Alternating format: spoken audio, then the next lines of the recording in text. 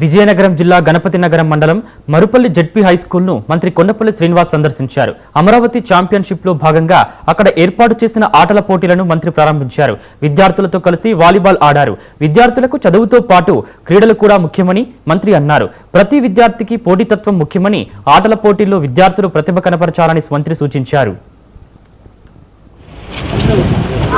ఈరోజు కొత్త సంవత్సరం పిల్లలందరూ కూడా స్కూల్స్కి ప్రమోట్ అయ్యి నెక్స్ట్ క్లాస్కి వెళ్ళడం జరిగింది.